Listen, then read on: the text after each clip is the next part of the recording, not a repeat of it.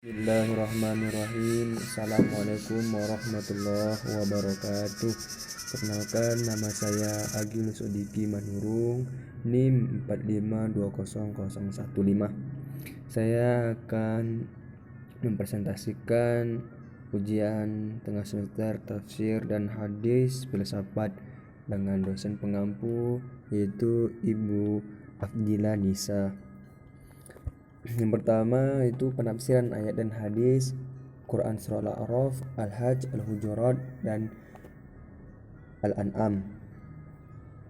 Yang pertama yaitu surah Al-A'raf ayat 172 dan 173. Poin A yaitu deskripsi umum. Artinya Al-A'raf tempat di ketinggian, surah ke-7, surah Makkiyah diturunkan sebelum turunnya surah Al-An'am, termasuk surah 7 surah yang panjang. Selanjutnya yaitu lafaz ayat. Bismillahirrahmanirrahim. Wa iz aghadha rabbuka min bani min zuhurihim zurriyatahum wa ashhadahum ala anfusihim al-sanatu bi rabbikum qalu bala syahidna an taqulu yaumal qiyamat inna kunna an hadza ghafilin aw taqulu innama asyraku abauna min qablu wa kunna dzurriyyatu min ba'dihim aftuhlikuna bima fa'alal mubtilun. Artinya, ingatlah ketika Tuhanmu mengeluarkan dari anak-anak Adam keturunan mereka dari sulbinya dan menjadikan saksi diri mereka sendiri dengan pertanyaan, bukankah aku Tuhanmu? Kata Allah. Mereka menjawab, iya, kami bersaksi demikianlah, supaya kamu tidak berkata pada hari kiamat ketika itu kami lalai, atau mengatakan leluhur kami dahulu mempersekutukan Tuhan dan kami keturunan yang sudah mereka.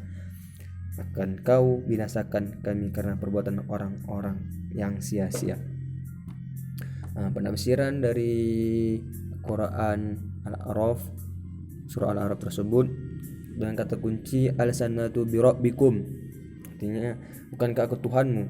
Allah menceritakan bahwasanya mengeluarkan dari keturunan Adam, Allah bertanya kepada mereka dengan saksian bahwasanya mereka bersaksi Allah Subhanahu wa taala itu adalah Tuhan mereka dan Allah tidak menyesatkan mereka. Jadi jika nanti suatu saat ditanya Allah pada hari akhir, mereka tidak bisa beralasan bahwasanya mereka itu adalah keturunan orang-orang yang telah menyekutukan Allah dahulu. Jadi mereka tidak akan dapat itu. Selanjutnya yaitu teori filsafat. Dalam kajian filsafat, ilmu yang membahas tentang persoalan ketuhanan ini disebut dengan teologi. Nah, jadi teologi ini terbagi dari dua kata. Yang pertama, theo yang berarti Tuhan, dan logos yang berarti ilmu. Jadi teologi ini ilmu yang membahas tentang ilmu ketuhanan. Jadi Allah Subhanahu wa taala memberikan dahulu kesaksian bahwasanya Allah itu adalah Tuhan mereka dengan membuktikan alam semesta ini.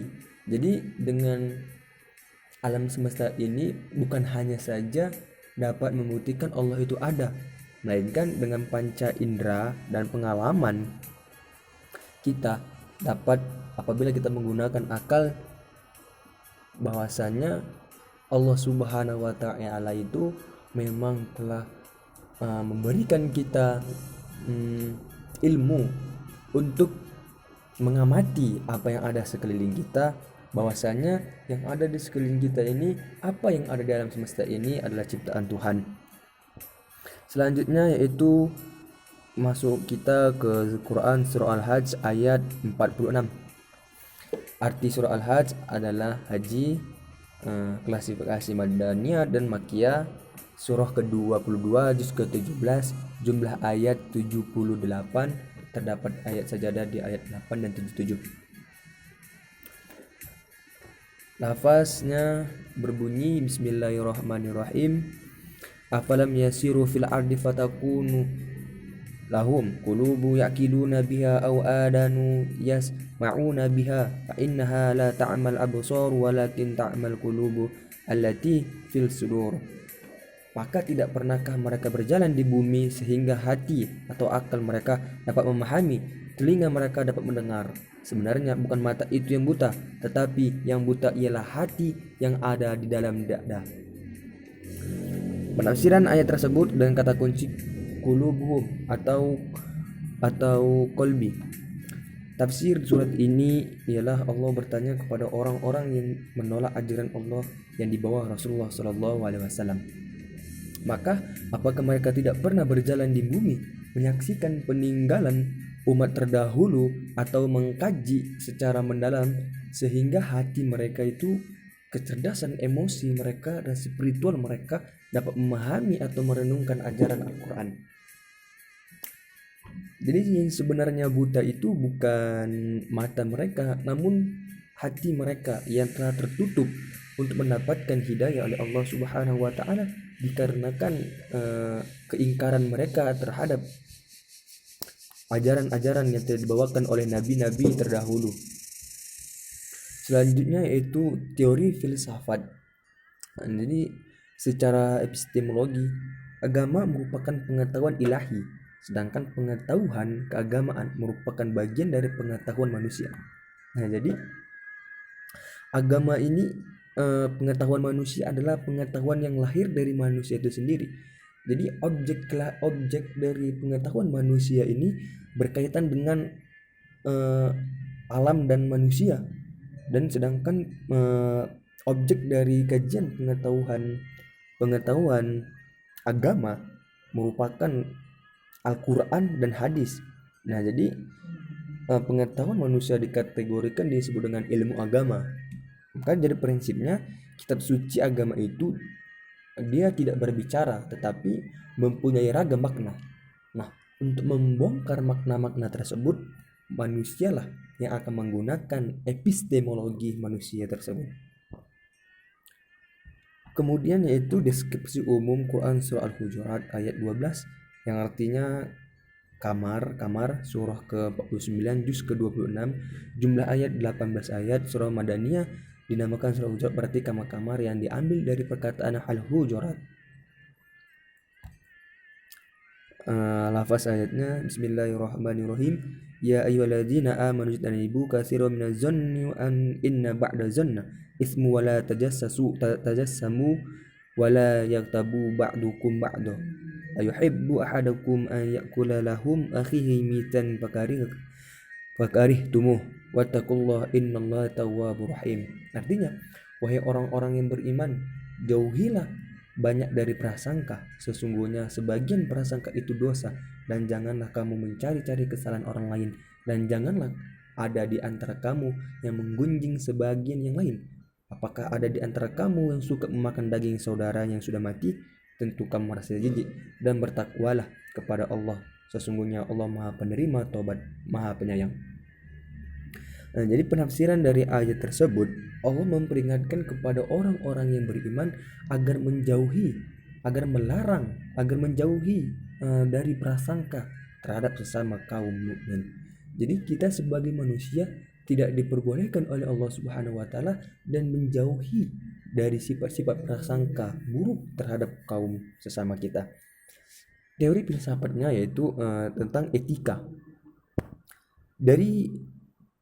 Dari Quran surah Al-Hujurat ini dapat kita ambil kesimpulan bahwasanya diajarkan kepada kita untuk menghargai, untuk tidak mencari-cari kesalahan orang lain, agar kita menjadi orang yang menghormati orang yang lain, beretika terhadap yang tua maupun yang muda. Jadi dengan cara kita beretika telah diajarkan dalam Quran surah Al-Hujurat tersebut untuk menjauhi sifat-sifat yang dapat menimbulkan prasangka buruk. Maka Allah Subhanahu wa taala mengajarkan etika kepada kita dari teori filsafat, dimaksud dengan etika. Dan selanjutnya yaitu deskripsi surah Al-An'am ayat 130 sampai 133. Al-An'am tersendiri ini mempunyai arti binatang ternak. Surah ke-6 juz ke-8 jumlah ayat 165 ayat, masuk surah Al-Madaniyah. Lafaznya bismillahirrahmanirrahim. Ya ma'syaral jinni wal insa alam ya'tikum rusulun minkum yaqusu alaikum ayati wa yanzirukum lakum liqa'a yaumikum hadha qalu syahidna ala anfusina wa gharatahumul hayatud dunya wa syahidu ala anfusihim innahum kanu kafirin zalika ilmu rabbukum muhlikal qura bizulmin wa ahluha ghafilun. Artinya, wahai golongan jin dan manusia, bukankah sudah datang kepadamu rasul-rasul dari kalanganmu sendiri? Mereka menyampaikan ayat-ayat kepadamu dan memperingatkanmu tentang pertemuan pada hari ini. Demikianlah, dan untuk para rasul itu karena Tuhan tidak akan membinasakan suatu negeri secara zalim sedangkan penduduknya dalam keadaan lengah atau belum mengetahui. Dari penafsiran ayat tersebut dapat kita pahami Murtada Mutahari menunjukkan dua konsep yang secara khusus disebut dalam Al-Quran sebagai misi para nabi. Dengan konsep tersebut, yang pertama, mengajak manusia ke arah pengakuan terhadap Tuhan dan pendekatan diri kepadanya. Dengan memperkenalkan, dengan mengutus para nabi-nabi agar supaya kita mendekatkan diri kepada Tuhan, agar supaya kita dapat mengakui terhadap adanya Allah Subhanahu wa taala tersebut. Kemudian konsep yang kedua, menegakkan keadilan dan kesederajatan dalam masyarakat manusia.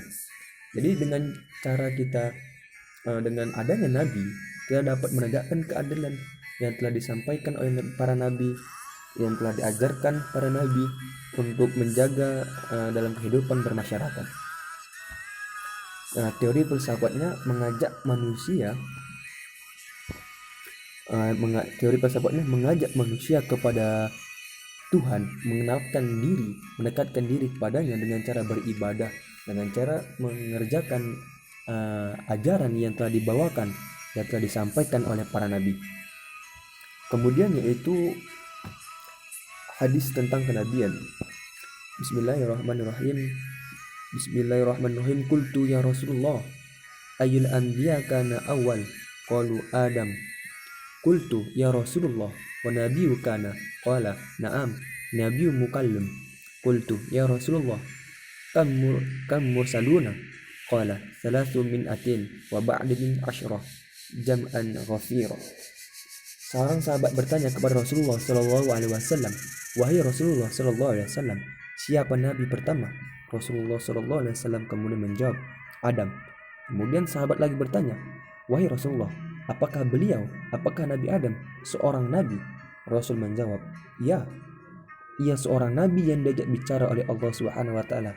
Kemudian sahabat bertanya lagi, wahai Rasulullah, ada berapa jumlah para rasul? Rasul menjawab, 300 sekian belas. Mereka sangat banyak. Hadis ini diriwayatkan oleh Ahmad, Al-Hakim, Al-Baihaqi dan disahihkan oleh Ahmad Sakhir dalam Ummadat Hadis. Selanjutnya yaitu Nabi ini adalah manusia pilihan yang dimuliakan oleh Allah Subhanahu wa taala. Mereka diberi kemampuan untuk berhubungan dengan Allah Subhanahu wa taala, mengekspresikan kehendaknya. Jadi dibawakannya perintah-perintah oleh Allah Subhanahu wa taala, disampaikan oleh Nabi Muhammad, disampaikan oleh para nabi-nabi sebelumnya, menamakan ajaran-ajaran yang mereka akan mengekspresikan kehendak Allah Subhanahu wa taala itu sendiri.